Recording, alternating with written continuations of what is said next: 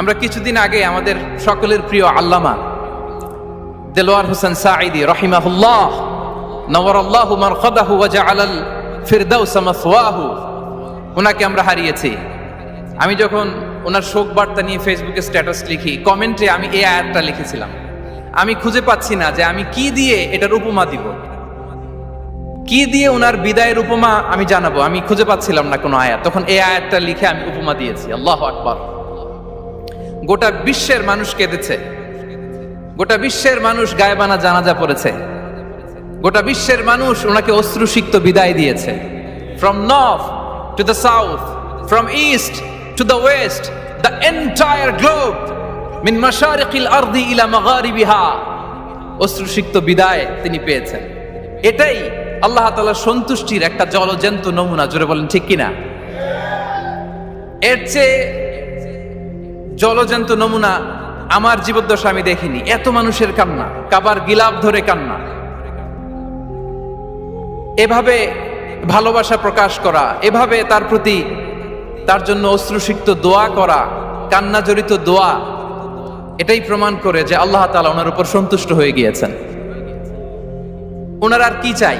আমাদের আল্লাহর আর কি চাই? আর কিছুর দরকার নাই, ঠিক কিনা? এই যে পরম সৌভাগ্য, এরকম বিদায় নিতে পারা, এটা পরম সৌভাগ্য। আমরা আল্লামার জন্য দোয়া করি, আল্লাহ তাআলা সারা জীবন তিনি যেমনি কোরআনের বার্তাকে গোটা বিশ্বব্যাপী পৌঁছিয়ে দিয়েছেন, তার কবরটাকে আল্লাহ তাআলা কোরআনের নূর দিয়ে আলোকিত করে দেখ। কোরআনকে আল্লাহ তাআলা তার কবরের সাথী বানাক। কোরআনকে আল্লাহ তাআলা তার কিয়ামতের দিন, in the day of judgement, তার পক্ষে শাহাদাতকারী হিসেবে কবুল করুন। সম্মানিত ভাই এবং বোনেরা, আল্লাহ তাআলার সন্তুষ্টি পরিপূর্ণ রিজিক। এটা হচ্ছে পরিপূর্ণ, দ্য কমপ্লিট রিস্ক। তাহলে আমরা যেটা ভাবি অর্থ, আমরা যেটা ভাবি সম্পদ, এটা রিজিকের সর্বনিম্ন স্তর। সর্বোচ্চ স্তর হচ্ছে fitness, physical and mental fitness. সর্বোত্তম স্তর হচ্ছে পুণ্যবান স্ত্রী, নেককার সন্তান। আর পরিপূর্ণ স্তর হচ্ছে আল্লাহ তাআলার সন্তুষ্টি। হাদিসে সবরকে বলা হয়েছে সবচেয়ে প্রশস্ত স্তর। আর সবর, পেশেন্স, ধৈর্য। রাসূলুল্লাহ সাল্লাল্লাহু আলাইহি ওয়াসাল্লাম বলেছেন, মা রুজিকা আবদুন খায়রান লাহু ওয়ালা আওসা মিনাস সবর। সবরের চেয়ে কোনো প্রশস্ত নেয়ামত, প্রশস্ত রিজিক আল্লাহ তাআলা কোনো বান্দাকে দেয়নি। ধৈর্য।